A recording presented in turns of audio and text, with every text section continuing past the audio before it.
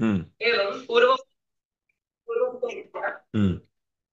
पत्नी लक्ष्मीनारायण वपिष्टोय नैवेद्यं निस्सारयेत् ततः सा आचम्य देवदेवतो पूजयित्वा भक्तिपूर्णेन हृदा भगवन्तं स्तुयात् ततः यज्ञावशेषम् आघ्राय पुनः भगवन्तं पूजयेत् ततः स्वपतिं साक्षात् देवमिति विभाव्य परप्रेम्णा तस्मै तस्य प्रियवस्तूनि समर्पयेत् तथैव एतस्यै पतिः प्रियवस्तूनि दत्त्वा तस्याः लघु लघु कार्याणि कुर्यात् अमुं विष्णुव्रतस्य नियमम् अङ्गीकृतः मध्ये न परित्यक्तः ततः व्रतः स्वीकृतः नैवेद्याभूषणमालागन्धैः ब्राह्मणकन्याः पूजयित्वा भगवन्तं समर्चयेत् एवं तत्र नियमाः तान् सर्वान् नियमान् एकवर्षं कार्तिकामावास्यपर्यन्तं समाचरेत् तदापि पूजोपवासादिकं कुर्यात् ततः पुनः पूर्व इव स्नात्वा विष्णुं सम्पूज्य पतिः पायसान्नादग्नौ द्वादशवारं जुहयात् ततः ब्राह्मणाशीर्वचनं नतमस्तकः स्वीकृत्य प्रथमतया आचार्येभ्यः भोजनं करणीयं ततः बन्धुभ्यः ततः होमं कृत्वा तस्मिन् नवशिष्टं घृतं पायसान्ने सम्मिश्य स्वपत्न्यै दातव्यम् तेन तस्यां सत्पुत्रः प्रजायते सत्सन्तान् सौभाग्य सम्पत् कीर्ति ग्रहादिकानि अभीष्टानि च एतस्मात् पुंसवनात् लभ्यन्ते लौकिकस्य परस्य लौकिकस्य परलोकस्य च सुखानि प्राप्तानि भवन्ति एवं बहूनि फलानि कथितानि तदा षष्ठस्कन्धः सम्पूर्णः अभवत् ततः सप्तमस्कन्धे प्रथमोऽध्यायः प्रारब्धः सप्तमस्कन्धे प्रथमोऽध्यायेन प्रारभ्यते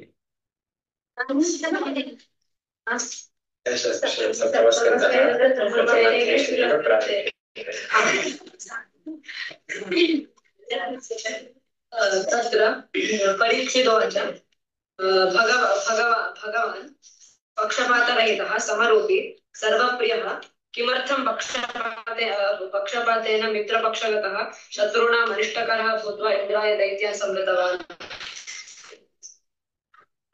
त्रिगुणातीते स्वतन्त्रे रागद्वेषवियुक्ते किमर्थं दैत्येषु वैरमुद्भूतः भोः महात्मन् कृपया उच्यतामित्याह ततः शुकमुनिरुवाच राजन् त्वं भगवद्विषये बहु सम्यक् प्रश्नं पृष्टवान् इदानीम् अहं मे तासं कृष्णद्वैपायनं नमस्कृत्य भगवल्लीलामृतेन त्वां पूतः करिष्यामि सः निर्गुणः जन्मरहितः अव्यक्तः च अस्ति तथापि मायया बाध्यबाधकरूपं धरति तथैव शुकः तस्य त्रिगुणानां सृष्टेः गुणगानं कृतवान् ततः यथा काष्ठासु अग्निः निगूढः अस्ति घर्षणादिभ्यः यथा प्रत्यक्षः भवति तथैव परञ्ज्योतिरूपी भगवान् अणुवत् अस्मिन् शरीरे गूढतया निवसितः अस्ति तं साधवः हृन्मथनं कृत्वा प्रकटीकुर्वन्ति इति गतदिनेषु कृतपाठः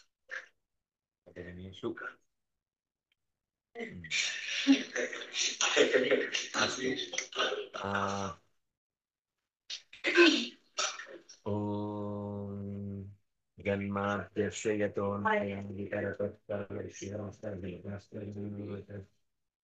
तेन ब्रह्महृदा यथा मृदां यथा विनिमयो यत्र त्रिसर्गो मृषा धाम्नास्येन तदा निरक्तकुहकं सत्यं परं धीमहि यन्त्रव्रजन्तमनुपेतकृत्यं द्वैपायनो विरहकातर आजुहाव पुत्रेति तन्मयतया परवोऽप्येन्दुः तं सर्वभूतहृदयं मलिनानतोऽस्मि कृत्य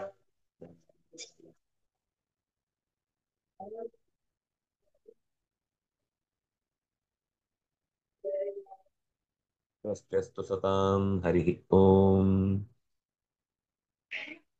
ಶುಕಾಚಾರ್ಯರ ಪ್ರಶ್ನೆಗೆ ಪರೀಕ್ಷಿತ್ ರಾಜನ ಪ್ರಶ್ನೆಗೆ ಶುಕಾಚಾರ್ಯರು ಭಗವಂತನ ಸಮತ್ವವನ್ನು ಅವನಲ್ಲಿ ವಿಷಮತೆ ಇಲ್ಲ ಕೇವಲ ಅವನು ದೇವತೆಗಳ ಪರ ಅಂತ ಕಾಣುವುದಾಗಿದ್ರೂ ಕೂಡ ಅವನು ಕೇವಲ ದೇವತೆಗಳು ಅನ್ನುವ ಕಾರಣಕ್ಕಾಗಿ ಅವರ ಪರ ಅಲ್ಲ, ಅವರಲ್ಲಿರುವ ಗುಣಧರ್ಮಗಳಿಗಾಗಿ ಅವರ ಪರವಾಗಿದ್ದಾನೆ ಅನ್ನುವುದನ್ನು ವಿವರಿಸ್ತಾ ಅನೇಕ ಸಂಗತಿಗಳನ್ನು ಹೇಳಿದ. ತಾನೇ ದೇವತೆಗಳಲ್ಲಿ ನಿಂತು ಹೊಡಿತಾನೆ, ತಾನೇ ದೈತ್ಯರಲ್ಲಿ ನಿಂತು ಪೆಟ್ಟು ತಿಂತಾನೆ, ಅವರವರ ಕರ್ಮ ಯೋಗ್ಯತೆಗೆ ಅನುಸಾರವಾಗಿ. ಆದ್ರೆ ಪೆಟ್ಟು ತಿಂತಾನೆ ಅಂದ್ರೆ ನಮ್ಮ ಹಾಗೆ ಪೆಟ್ಟು ತಿಂದು ಅಯ್ಯೋ ಅಂತ ಅನುಭವಿಸುವವನು ದೇವರಲ್ಲ, ಅಥವಾ ಪೆಟ್ಟು ಕೊಟ್ಟು ಒಂಥರ ಖುಷಿಯಿಂದ ವಿಜಯ ಸಂಭ್ರಮದ ಆಚರಣೆ ಮಾಡುವಾಗ ಮೈ ಮರೆತು ಕುಣಿಯುವುದು ಕೂಡ ದೇವರಲ್ಲ. ಅದು ಕುಣಿಯುವುದು ದೇವತೆಗಳೇ, ಪೆಟ್ಟು ತಿಂದು ದುಃಖ ಪಡುವುದು ದೈತ್ಯರೇ. ಆದ್ರೆ ಒಳಗಿನಿಂದ ಅವರಿಂದ ಅವರ ಕರ್ಮಕ್ಕೆ ಯೋಗ್ಯತೆಗೆ ಅನುಗುಣವಾಗಿ ಆಯಾ ಕೆಲಸವನ್ನ ನಮ್ಮನ್ನು ಯಾರೋ ದೂರ್ತಾರೆ ಅಂದ್ರೆ ಅದು ದೂರುದವರಲ್ಲ, ನಮ್ಮಲ್ಲಿರುವ ಯಾವುದೋ ಒಂದು ಕೆಟ್ಟ ಗುಣ ಅವರಲ್ಲಿ ದೂರ್ಲಿಕ್ಕೆ ಬೇಕಾದಂತಹ ಮಾತನ್ನ ಹೊರಡಿಸತ್ತೆ. ನಮಗೇನೋ ತೊಂದರೆ ಆಯಿತು ಅಂದ್ರೆ ಯಾರೋ ನಮ್ಮ ವಿಷಯದಲ್ಲಿ ನಮ್ಮ ಪೂರ್ವ ಕರ್ಮಕ್ಕೆ ಅನುಗುಣವಾಗಿ ನಮ್ಮನ್ನ ನಿಗ್ರಹಿಸುವ ಅಥವಾ ವಿರೋಧಿಸುವಂತಹ ಪ್ರಯತ್ನ ಮಾಡ್ತಾರೆ ಬಿಟ್ರೆ, ಅದು ಅವರೇ ನೇರವಾಗಿ ತಮ್ಗೆ ಇಷ್ಟ ಬಂದ ಹಾಗೆ ನಮ್ಮನ್ನ ಕುಣಿಸುವುದಕ್ಕಾಗಲಿ, ನಮ್ಮನ್ನ ತಣಿಸುವುದಕ್ಕಾಗಲಿ, ಅಥವಾ ನಮ್ಮನ್ನ ಮೆಚ್ಚಿಸುವುದಕ್ಕಾಗಲಿ, ಅಥವಾ ನಮ್ಮನ್ನ ವಿರೋಧಿಸುವುದಕ್ಕಾಗಲಿ ಸಾಧ್ಯ ಇಲ್ಲ ಅನ್ನೋ ಇಷ್ಟು ಸಂಗತಿಯನ್ನು ನಾವು ಹಿಂದೆ ನೋಡಿದ್ವಿ. ಮತ್ತೆ ಮುಂದೆ ಯದಾ ಶುಶ್ರೂಕ್ಷು ಪುರ ಆತ್ಮನಃ ಪರೋ ರಜಸೃಜತ್ತಿ ಸತ್ವಂ ಚಿತ್ರಾಚರಂ ಸುರೇಶ್ವರಃ ಚೈಶ್ರಮಾಣ ಸಮಸೌ. ಜೀವರನ್ನ ತರ್ತಾನೆ. ವಸ್ತುತಃ ಜೀವರು ಇರ್ತಾರೆ. ತರುವುದು ಅಂದ್ರೆ ಏನರ್ಥ? ನೀ ತಂದೆ, ನಾ ಬಂದೆ, ನೀ ಎನ್ನ ತಂದೆ, ನೀ ಎನ್ನ ಹಿಂದೆ, ನೀ ನನ್ನ ಹಿಂದೆ ಇದ್ದು ನನ್ನನ್ನು ತಂದದ್ರಿಂದ ನೀನ್ ನನ್ನ ತಂದೆ. ತಂದವನು ತಂದೆ ಹೊರತು ಉಳಿದವರೆಲ್ಲ ತಂದೆ ಆಗ್ಲಿಕ್ಕೆ ಸಾಧ್ಯ ಇಲ್ಲ. ಹಾಗಾಗಿ ಜೀವರನ್ನ ಶರೀರದ ಜೊತೆಗೆ ಲೋಕದಲ್ಲಿ ತರ್ತಾನೆ, ತಂದು ತಾನೇ ಅದರೊಳಗೆ ಪ್ರವೇಶ ಮಾಡಿ ಇರ್ತಾನೆ. ತತ್ ಸೃಷ್ಟ್ವಾ ತದೇವಾನುಪ್ರಾವಿಶತ್ ಅಂತ ಉಪನಿಷತ್ತು ಕೂಡ ಅದನ್ನು ಎಚ್ಚರಿಸುತ್ತೆ. ಅದನ್ನ ಸೃಜಿಸಿ, ಅದನ್ನ ಸೃಷ್ಟಿಗೊಳಿಸಿ, ಮತ್ತು ತಾನೇ ಅದರೊಳಗೆ ಪ್ರವೇಶಿಸಿ ಅದರ ಚಟುವಟಿಕೆಗಳಿಗೆ ಬೇಕಿರುವಂತಹ ಶಕ್ತಿಯನ್ನ ತುಂಬ್ತಾನೆ. ಅದರ ಯೋಗ್ಯತೆಗೆ ಅನುಸಾರವಾಗಿ ರಜಸ್ಸಿನ ಗುಣ ಪರಿಣಾಮ ಹೊಂದಿತು ಅಂತಾದಾಗ ಆ ಶರೀರದಲ್ಲಿ ನನಗೆ ಬೇಕು, ನಂಗೆ ಅದೇ ಬೇಕು, ಇದು ಬೇಡ, ಇದು ಯಾಕೆ ಬೇಕು ಅಂತೆಲ್ಲ ಒಳಗಿನಿಂದ ರಜೋ ರಾಗಾತ್ಮಕಂ ವಿಧಿ. ರಜಸ್ಸು ಅನ್ನೋದು ರಾಗಕ್ಕೆ ಕಾರಣವಾಗುತ್ತೆ. ರಾಗ ಅಂದ್ರೆ ಆಸೆ, ಅಪೇಕ್ಷೆ, ಸ್ವಾರ್ಥ, ನನಗೇ ಬೇಕು ಅನ್ನುವ ನೂರಾರು ತರದ ಮನಸ್ಸಿನ ವಿಭ್ರಮಗಳು. ಅದರ ಜೊತೆಗೆ ಒಂದು ವೇಳೆ ಅದು ಭಗವಂತ ಆ ಕಾರಣಕ್ಕೋಸ್ಕರ ಅನೇಕ ರೂಪಗಳನ್ನು ಕೂಡ ತೊಡುತ್ತಾನೆ. ಅವನೇ ಈ ಜೀವರಿಗೆ ಬೇಕಿರುವಂತಹ ಚಟುವಟಿಕೆಯನ್ನ ಹುಟ್ಟಿಸುವುದಕ್ಕಾಗಿ ಸತ್ವಗುಣವನ್ನು ವೃದ್ಧಿಪಡಿಸಿ ಅವರಲ್ಲಿ ತಿಳಿಯುವ ಅಪೇಕ್ಷೆಯನ್ನು ಹುಟ್ಟಿಸ್ತಾನೆ. ಸತ್ವಂ ಜ್ಞಾನಂ ಸಂಜಯತಿ. ಸತ್ವವು ಜ್ಞಾನವನ್ನು ಹುಟ್ಟಿಸುತ್ತೆ, ತಿಳುವಳಿಕೆಯ ಆಸಕ್ತಿಯನ್ನು ಹುಟ್ಟಿಸುತ್ತೆ. ಅಂದ್ರೆ ದೇವತೆಗಳಲ್ಲಿಯೂ ನೆಲೆಸಿ ಅವರಿಂದ ಸೃಷ್ಟಿಯ ಪ್ರಕ್ರಿಯೆಯನ್ನು ಮಾಡಿಸ್ತಾನೆ. ನಮ್ಮಲ್ಲಿಯೂ ಕೂಡ ಹೊಸತನ್ನ ತಯಾರಿಸುವ ಯೋಚನೆಗಳಲ್ಲಿ ನಮ್ಮನ್ನು ಮುಳುಗಿಸ್ತಾನೆ.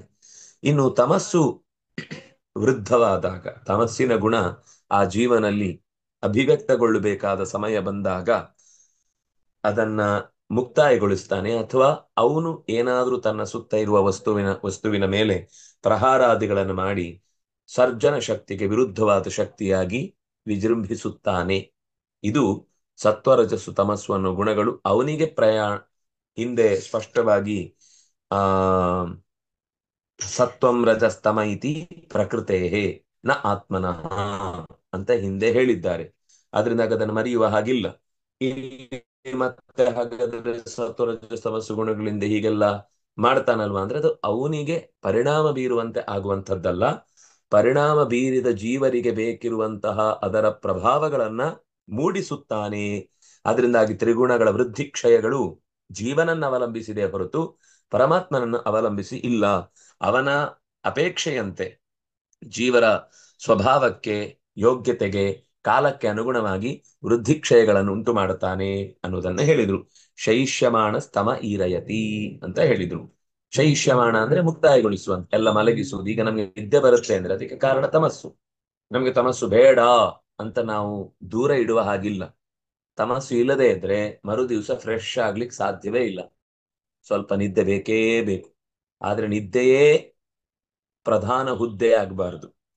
ಅದು ಮತ್ತೆ ನಿದ್ರಾಧಿಪತಿತ್ವ ಅಂತ ಅನ್ನೋದು ಕುಂಭಕರ್ಣನ ಸಹೋದರರು, ಕುಂಭಕರ್ಣನ ಪರ್ಯಾಯ ವ್ಯವಸ್ಥೆಯವರು ಇತ್ಯಾದಿಗಳಾಗುವ ಸಾಧ್ಯತೆ ಇದೆ. ಹಾಗಾಗಿ ನಿದ್ದೆ ನಮ್ಮ ಸತ್ವವನ್ನ ಪ್ರೇರೇಪಿಸುವುದಕ್ಕೆ ಒಂದು ಪೂರ್ವ ಸಿದ್ಧತೆಯಾಗಿ ಬೇಕೇ ಬೇಕು.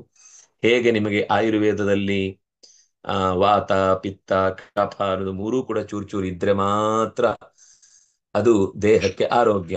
ಯಾವುದು ಒಂದು ಹೆಚ್ಚಾದ್ರೂ ಯಾವುದು ಒಂದು ಕಮ್ಮಿ ಆದ್ರೂ, ಹೆಚ್ಚಾದ್ರೆ ಅದರಲ್ಲಿ ಶೀತ ಜಾಸ್ತಿ ಆಯ್ತು ಅಂದ್ರೆ, ಕಫ ಜಾಸ್ತಿ ಆಯ್ತು ಅಂದ್ರೆ ಮೂಗಲ್ಲಿ ಇಳಿಲಿಕ್ಕೆ ಶುರುವಾಗುತ್ತೆ.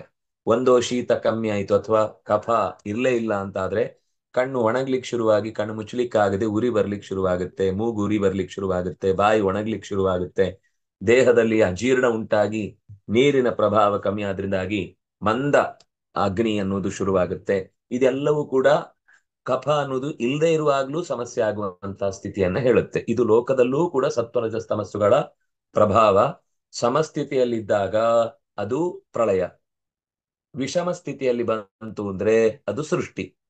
ಹೇಗೆ ಸಮಸ್ಥಿತಿಯಲ್ಲಿ ಇದ್ದಾಗ ಸಮದೋಷ, ಮಲಕ್ರಿಯ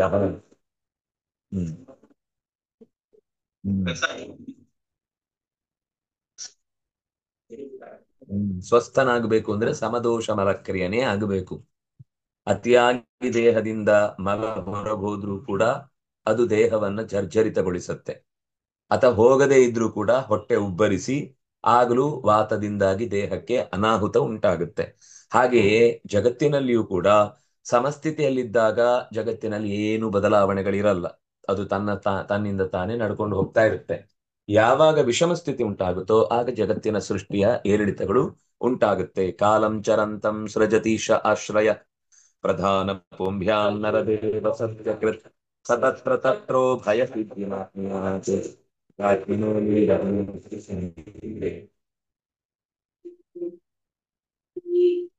ಅತೀತ, ಅನಾಗತ ಮತ್ತು ಭೂತ, ಇದು ಮೂರು ಕಾಲಗಳು. ಈ ಮೂರು ಕಾಲದಲ್ಲೂ ಭಗವಂತನಿಗೆ ಎಲ್ಲ ಕಾಲದಲ್ಲೂ ಎಚ್ಚರಿಕೆ ಇರುತ್ತೆ. ನಾವು ವರ್ತಮಾನದಲ್ಲಿ ಇರುವಾಗ ಭೂತದ ಬಗ್ಗೆ ಯೋಚನೆ ಮಾಡ್ತಾ ಇರ್ತೇವೆ, ಭೂತದಲ್ಲಿದ್ದಾಗ ಅದರ ಭೂತವನ್ನು ಯೋಚನೆ ಮಾಡುತ್ತೇವೆ, ಅಥವಾ ಈಗಿನ ಭವಿಷ್ಯವನ್ನು ಯೋಚಿಸ್ತಾ ಇರ್ತೇವೆ. ಭವಿಷ್ಯ ಅಂತೂ ನಮ್ಮ ಹತ್ರಕ್ಕೆ ಈಗ ಅಂತೂ ಸಿಗುದಿಲ್ಲ. ಭವಿಷ್ಯವನ್ನು ನಾವು ಯೋಚಿಸ್ತೇವೆ ಹೊರತು ಕಾಲ ಸಿಗುದಿಲ್ಲ. ಭೂತ ಅಂತೂ ಕೈಯಿಂದ ತಪ್ಪಿ ಹೋಗಿದೆ. ವರ್ತಮಾನದಲ್ಲಿ ನಾವೇ ಇಲ್ಲ, ಹಾಗಾಗಿ ನಾವು ಕಾಲಾತೀತರು ಅಂತಾರ. ಆದ್ರೆ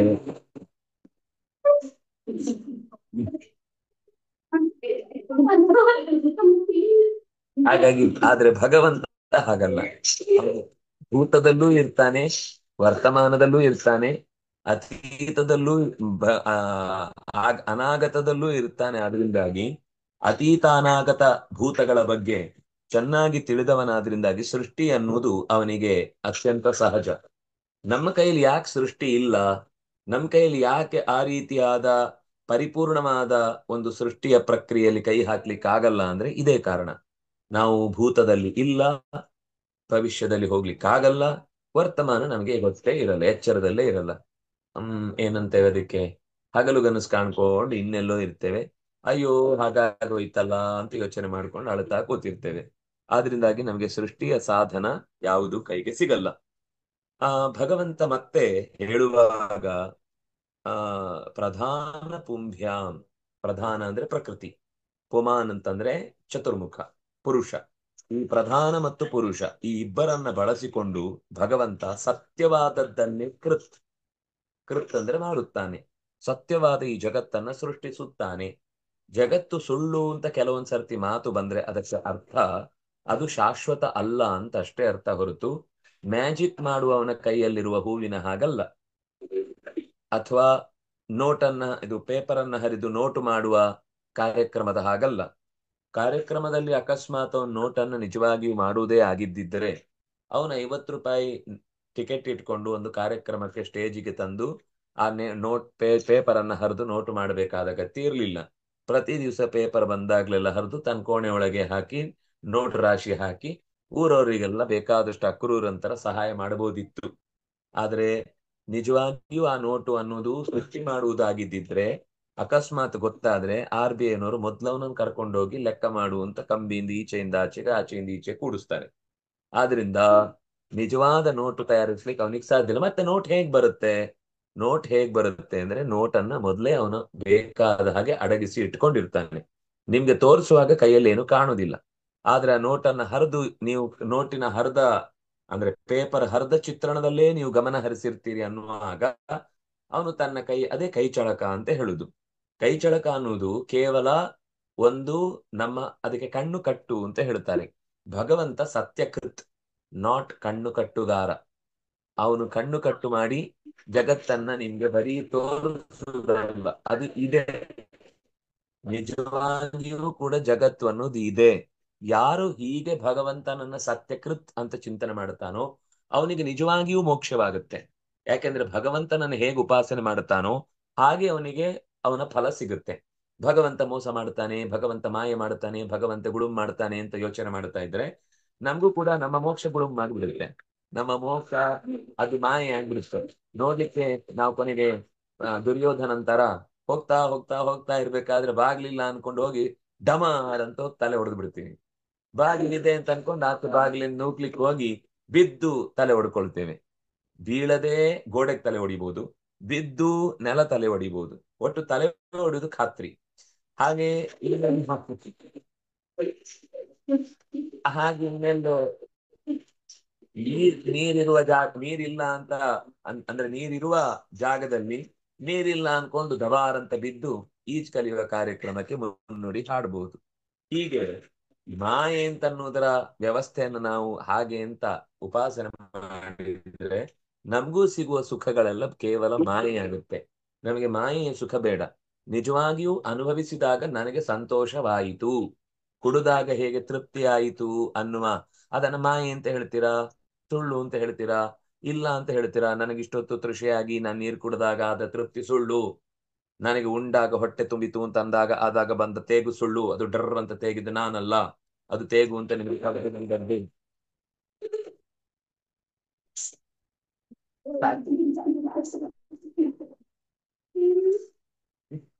ತೇಗು ಮಾತ್ರ ಹೇಳಿ.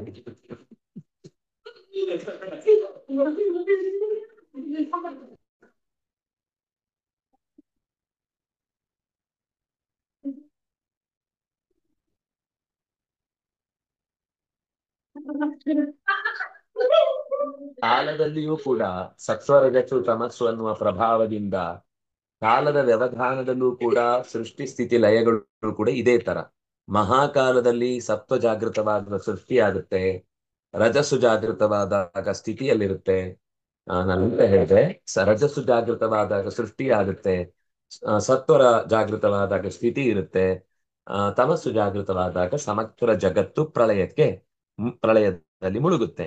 ಹಾಗಾಗಿ ಪರಸ್ಪರ ಬಾಧೆಗೆ ಒಳಗಾಗುವಂತಹ ಶತ್ರು ಮತ್ತು ಮಿತ್ರ ಈ ಎರಡೂ ಪಕ್ಷದವರಲ್ಲಿ ಯಾರಿಗೂ ಕೂಡ ನಿಜವಾದ ಯಶಸ್ಸು ಸಿಗುವುದಲ್ಲ. ಯಾರು ಪೆಟ್ಟು ತಿಂತಾನೋ ಅವನು ಜಾಣ ಆಗಿದ್ರೆ ನನ್ನ ಕರ್ಮಫಲ ಮುಗೀತು ಅಂತ ಸಂತೋಷ ಪಡ್ತಾನೆ.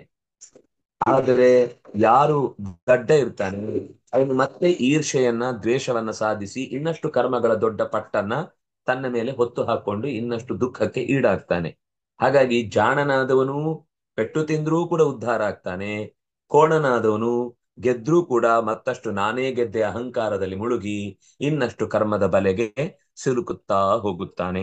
ಹೀಗೆ ಸಿಲುಕಿಸುವ ಬಾಧೆ ಅದು ಭಗವಂತನದ್ದೇ ಇಚ್ಛೆ. ಅದು ಕೂಡ ಪೆಟ್ಟು ತಿಂದಾಗ ನೋವಾಯಿತು ಅನ್ನೋದು ಸುಳ್ಳ? ನಾನ್ ಹೊಡೆದೆ ನೋವಾಯ್ತು, ಇಲ್ಲ ಇಲ್ಲ, ನೀವು ಹೇಳೋದು ಸುಳ್ಳಲ್ವಾ? ನಿಮ್ಗೆ ನೋವಾಗಿಲ್ಲ.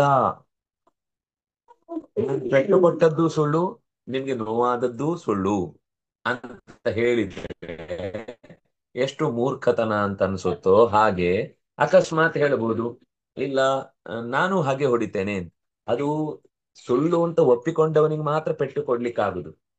ಸತ್ಯ ಅಂತ ಒಪ್ಕೊಂಡವನಿಗೆ ವಾಪಸ್ ಪೆಟ್ಟು ಕೊಡುವಾಗಿಲ್ಲ. ಯಾಕೆಂದ್ರೆ ಅವ್ನು ಸತ್ಯ ಅಂತ ಒಪ್ಕೊಂಡಿದ್ದಾನೆ. ಆದ್ರಿಂದಾಗಿ ಅವನ ಮೇಲೆ ನೀವು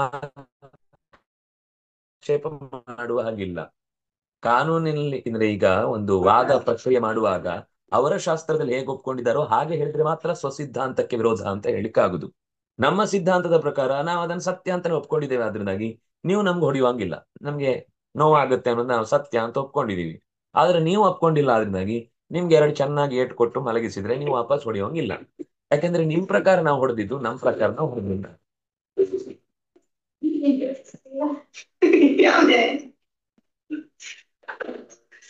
ಹಾಗಾಗಿ ಶರೀರಧಾರಿಯಾಗುವ ಜೀವನಿಗೆ ಶರೀರದಲ್ಲಿ ಉಂಟಾಗುವ ದುಃಖಾದಿಗಳು ಕೂಡ ಲಿಂಗಾತ್ಮನೋ ಲಿಂಗ ಗುಣಾಶ್ಚ ತತ್ರ ಉಭಯ ಸಿದ್ಧಿಂ ಆಪ್ನುಯಾತ್.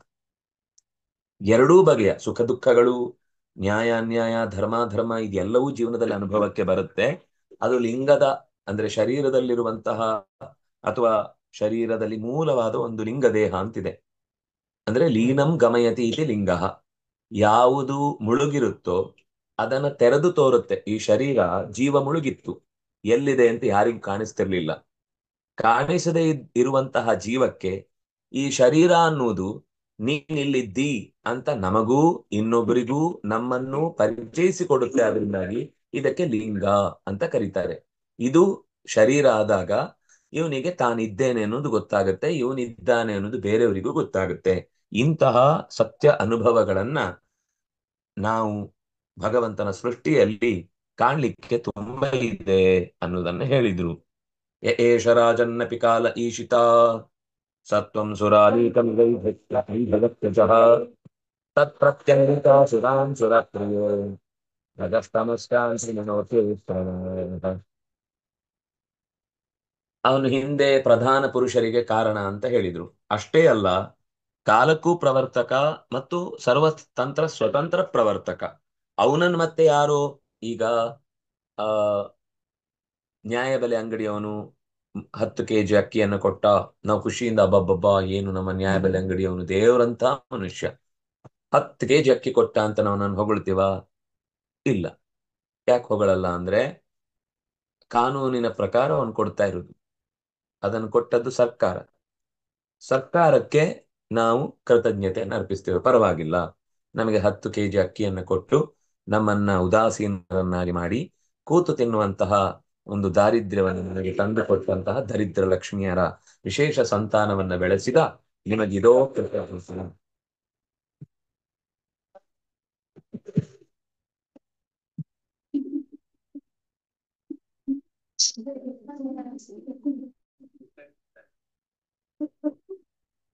ಹಾಗಾಗಿ ಅವನನ್ನ ನಿಯಂತ್ರಿಸುವ ಮೇಲಧಿಕಾರಿ ಒಬ್ಬ ಇರ್ತಾನೆ. ಆದ್ರಿಂದಾಗಿ ಅವನ ಭಯಕ್ಕೆ ಹೆದರಿ ಆ ನ್ಯಾಯಬೆಲೆ ಅಂಗಡಿಯವನು ಕೊಡುವುದು. ಏನೇ ನಮಗೆ ಪದಾರ್ಥಗಳನ್ನು ಕೊಡುವುದಾದ್ರೂ ಕೂಡ ಮೇಲಧಿಕಾರಿಯ ಭಯಕ್ಕೆ ಕೊಡ್ತಾನೆ. ಹಾಗೆ ಭಗವಂತನು ಕೂಡ ಕಾಲವನ್ನು ಸೃಷ್ಟಿ ಮಾಡುವುದು ಸತ್ವರಜಸ್ತಮಸ್ಸುಗಳಿಗೆ ಅನುಗುಣವಾಗಿ ಜೀವನನ್ನ ಜ್ಞಾನಕ್ಕೆ ಅಥವಾ ಆಸೆಗೆ ಅಥವಾ ಒಂಥರ ವೈಲೆನ್ಸಿಗೆ ಕಾರಣವಾಗುವಂತೆ ಮಾಡ್ತಾನೆ. ಅಂದ್ರೆ ಅವನ್ ಹೇಗ್ ಮಾಡ್ತಾನೆ, ಯಾಕೆ ಮಾಡ್ತಾನೆ, ಅವನನ್ನು ಯಾರು ನೋಡ್ಕೊಳ್ತಾರೆ ಅಂದ್ರೆ ಅವನನ್ನು ಯಾರು ನೋಡ್ಕೊಳ್ಳೋರಿಲ್ಲ. ಅವನು ಈಶಿತ. ಈಶಿತ ಅಂದ್ರೆ ಈಶನ ಶೀಲ ಅಂತಂದ್ರೆ ಅವನಿಗೆ ಒಡೆಯ ಮತ್ತೊಬ್ಬ ಇಲ್ಲ ಅಂತ ಅರ್ಥ. ಅವನೇ ಎಲ್ಲವನ್ನು ನೋಡುವವನು, ಅವನೇ ಎಲ್ಲವನ್ನು ನಡೆಸುವವನು. ಅದರಿಂದಾಗಿ ಅವನ್ ಕಲಯತಿ ಸ ಏವ, ಕಾಲಯತಿ ಸ ಏವ, ಸೇರಿಸುವವನು ಅವನೇ, ಬಿಡಿಸುವವನು ಅವನೇ, ಸಂಕಲನವೂ ಅವನದ್ದೇ, ವ್ಯವಕಲನವೂ ಅವನದ್ದೇ. ಅವನ್ ಏನ್ ಬೇಕೋ ಅದನ್ನ ಕಾಲಕ್ಕೆ ತಕ್ಕಂತೆ ಮಾಡ್ತಾ ಇರ್ತಾನೆ. ಹಾಗಿರುವ ಭಗವಂತನ ಕೈ ಕೆಳಗೆ ಈ ದೇವತೆಗಳು ಸ್ವಾಭಾವಿಕವಾಗಿಯೇ ತಮ್ಮ ತಮ್ಮ ಗುಣಗಳಿಗೆ ಅನುಗುಣವಾಗಿ ಭಗವಂತ ಪ್ರಚೋದಿಸುವುದನ್ನ ಕಂಡು ಅದರಲ್ಲಿ ಲೋಕಕ್ಕೆ ಹಿತವಾದ ಗುಣಗಳಿಂದಲೇ ಅವರು ಮೆರೀತಾ ಇದ್ದಾರೆ. ಅದರಿಂದಾಗಿ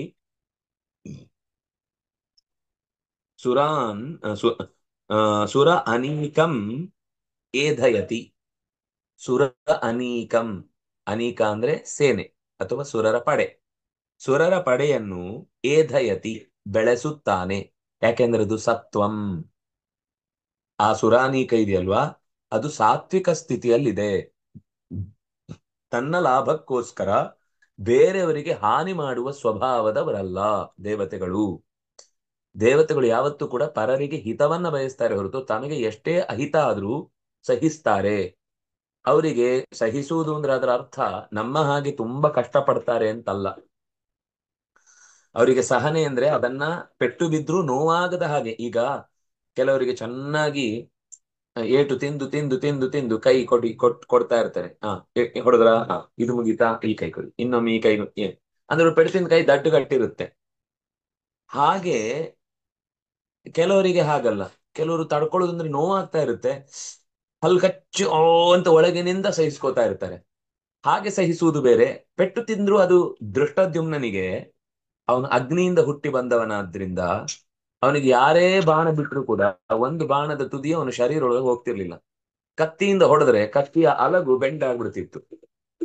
ಅವನಿಗೆ ಈಟಿ ಚುಚ್ಚಿದ್ರೆ ಈಟಿಯ ಮೊನೆ ಕಟ್ಟಾಗ್ಬಿಡ್ತಿತ್ತು. ಅಂದ್ರೆ ಚರ್ಮ ಈ ಹಿಪ್ಪೋಪೊಟಮಸ್ಸು ಅಥವಾ ರೈನೋಸೊರಸ್ ತರ ಇದೆಯಲ್ಲ, ಅವುಗಳ ಶರೀರಕ್ಕೆ ಈ ಸೊಳ್ಳೆ ಕಚ್ಚಿದ್ರೆ ಏನಾಗುತ್ತೆ? ಸೊಳ್ಳೆ ಇದ್ದೇ ಮುರಿದೋಗುತ್ತೆ. ಅಷ್ಟು ದಪ್ಪ ಚರ್ಮಕ್ಕೆ ಒಂದು ಸೊಟ್ಟ ಆಗ್ಬಿಡುತ್ತೆ. ಆಮೇಲೆ ಬೇರೆಯವರು ಮಾಡ್ಲಿಕ್ಕೆ ಹೋದ್ರೆ ಅದು ಸೊಟ್ಟವಾಗಿ ಮತ್ತೆ ಅದಕ್ಕೆ ವಾಪಸ್ ರಕ್ತ ಹಿರ್ಲಿಕ್ಕೆ ಆಗುದೇ ಇಲ್ಲ. ಬೇರೆಯವರದ್ದೆಲ್ಲ ಇರುವಾಗ ಉಲ್ಟಾ ಪಲ್ಟಾ ನಿಂತ್ಕೊಂಡು ಇರ್ಬೇಕಾಗುತ್ತೆ. ಹಾಗಾಗಿ ಹಾಗೆ ಈ ದೇವತೆಗಳ ನೋವು ಸಹಿಸುವ ಕ್ರಮ ಅದವರಿಗೆ ಜಾಗ್ಯ ಅಂತುವುದೇ ಇಲ್ಲ. ಲೋಕದ ಕಷ್ಟ ಅನ್ನೋದು ಅವರಿಗೆ ತಾಗುವುದೇ ಇಲ್ಲ. ಹಾಗಾಗಿ ಸ್ವಾಭಾವಿಕವಾಗಿ ದೇವತೆಗಳು ಭಗವಂತನಿಗೆ ಪ್ರಿಯರು. ಇನ್ನು ಕೆಲವರಿದ್ದಾರೆ ದಾನವರು, ಅವರು ರಾಜಸ ಸ್ವಭಾವದಿಂದ ಇನ್ನೊಬ್ರಿಗೆ ಯಾವಾಗ ಉಪದ್ರ ಕೊಡೋಣ, ಇನ್ನೊಬ್ರು ಕೂಗಿದ್ರೆ ಅವ್ರು ಅಂತ ಆನಂದ ಪಡ್ತಾ ಇರ್ತಾನೆ. ಹಿಂಸಾನಂದಿಗಳು ಯಾವಾಗ್ಲೂ ಇನ್ನೊಬ್ಬರ ಹಿಂಸೆಯೇ ಆನಂದ ಅವರಿಗೆ. ಹಾಗಾಗಿ ಹಿಂಸಾನಂದದಲ್ಲಿ ಮೆರೆಯುವಂತವರೆಲ್ಲರೂ ಕೂಡ ರಾಜಸರು, ಅವರು ದೈತ್ಯರು, ಅಪ್ರಿಯರು. ಅವ್ರು ಸ್ವಲ್ಪ ಯಾವಾಗ್ಲೂ ಕೂಡ ಕಿರಿಕಿರಿ ಆಗ್ತಾರೆ. ನೀವು ಯೋಚನೆ ಮಾಡಿ, ಯಾರಿಗಾದ್ರೂ ಉಪದ್ರ ಕೊಡ್ತಾ ಇರುವವರನ್ನು ಕಂಡ್ರೆ ಇಷ್ಟ ಆಗುತ್ತಾ? ಎಷ್ಟು ಚೆನ್ನಾಗಿ ಉಪದ್ರ ಕೊಡ್ತಾನೆ. ಚಿಕ್ಕ ಮಗು ಆದಾಗ ಸ್ವಲ್ಪ ಸಹಿಸ್ಕೊತಾನೆ. ಮಗು ಆಗ ಚೀಕಳ್ಳ ಅಂತ ಬೈದಾದ್ರೂ ಅದನ್ನು ಖುಷಿಯಿಂದಲೇ ಸ್ವೀಕರಿಸ್ತಾರೆ ಮಗುವಿಗೆ.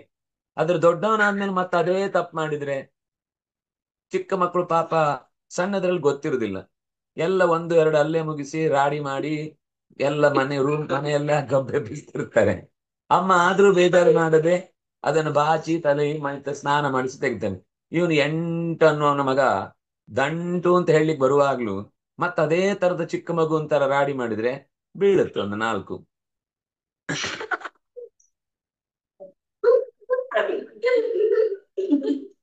ಹಾಗೆ ಇನ್ನು ಆ ರಾಜಸ ಸ್ವಭಾವದಲ್ಲಿರುವಂತಹ ಮನುಷ್ಯರು ಅಂದ್ರೆ ಸ್ವಲ್ಪ ಮಿಕ್ಸ್, ಭಕ್ತಿ ದ್ವೇಷ ಎರಡೂ ಇರುತ್ತೆ. ಹಾಗಾಗಿ ಆ ಭಕ್ತಿ ದ್ವೇಷದ ಪ್ರಭಾವ ಅನ್ನೋದ್ರಲ್ಲಿ ಯಾವುದು ವೃದ್ಧಿ ಆಗುತ್ತೋ ಅದಕ್ಕೆ ತಕ್ಕಂತೆ ಅವರು ಭಗವಂತನ ಪಾಲಾಗ್ತಾರೋ ಅಥವಾ ದೈತ್ಯರ ಸೇನೆಯನ್ನು ಸೇರ್ಕೊಳ್ತಾರೋ ಗೊತ್ತಿಲ್ಲ. ಒಟ್ಟಂತೂ ಭಕ್ತಿ ದ್ವೇಷಗಳು ಮಿಶ್ರಿತವಾದ ಸ್ಥಿತಿಯಲ್ಲಿ 3 ಕ್ರಮದಲ್ಲಿ ಜಗತ್ತು ನಡೀತಾ ಇರುತ್ತೆ. ಅವರವರ ಯೋಗ್ಯತೆಗೆ ಅನುಗುಣವಾಗಿಯೇ ಭಗವಂತ ಅವರವರ ಫಲಗಳನ್ನ ಕೊಡ್ತಾನೆ. ಆದ್ರಿಂದಾಗಿ ನೀನು ಅವನನ್ನ ವಿಷಮೋ ಯಥ ಅಂತ ಹೇಳುದು ಸರಿಯಲ್ಲ. ಅವನು ಸಮನೇ ಆಗಿದ್ದಾನೆ, ಅವನು ಸಮ ಇದ್ದಾನೆ. ನಮ್ಮ ಹಾಗೆ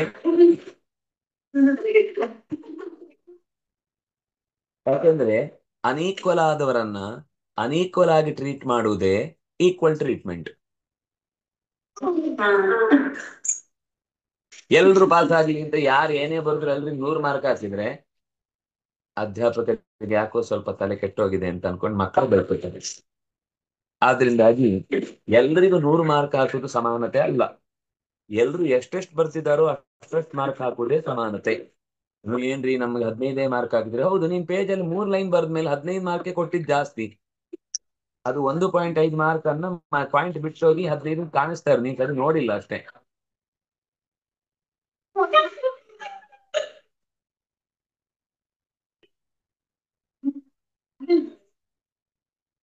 ಯಾರೋ ಒಬ್ಬ ಹೇಳ್ದ, ಸರ್ ಇದು ನನ್ಗೆ ಉತ್ತರ ಗೊತ್ತಿತ್ತು, ನನ್ಗೆ ಈಗ್ಲೂ ಗೊತ್ತಿದೆ, ನನ್ಗದ್ ಗೊತ್ತಿತ್ತು, ಅಲ್ಲಿ ಬರೆಯುವಾಗ ಅದು ಮರ್ತೋಯ್ತು.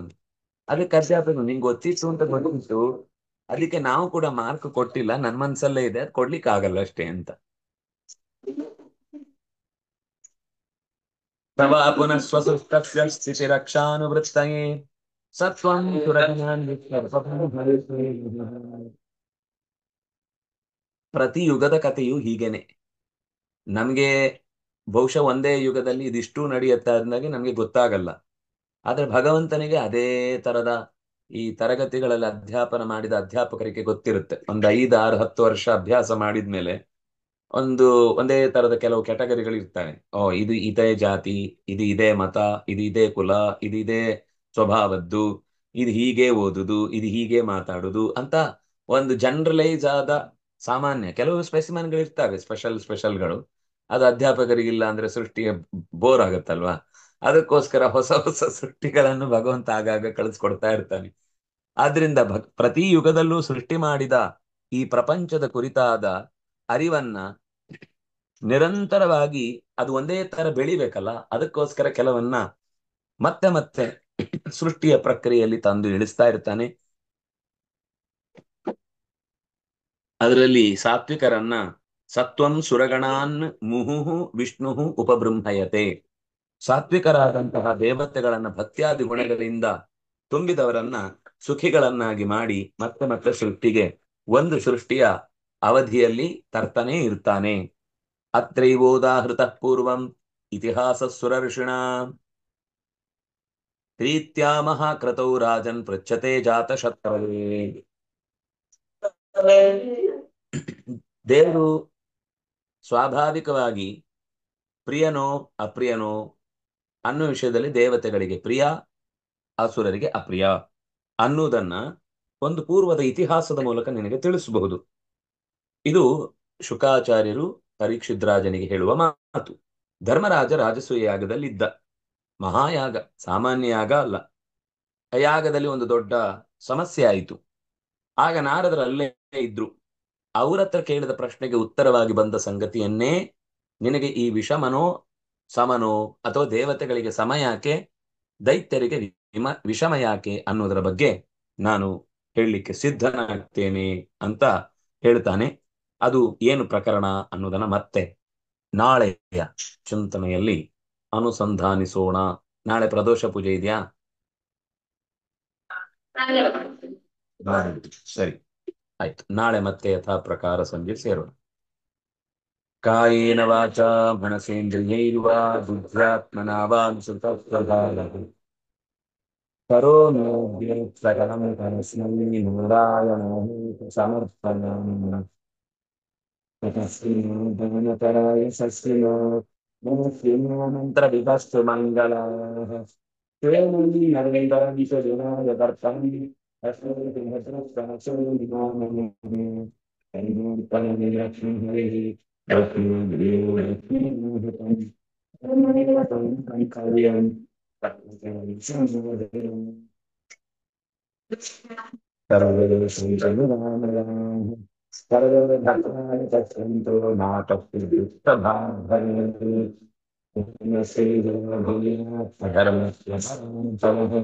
ಸ್ವಧಾರಣ ಪ್ರಾಣಭೃತಾಂ ಭೂಯಾದ್ ವಿಶ್ವಸ್ಯ ಮಂಗಲಂ.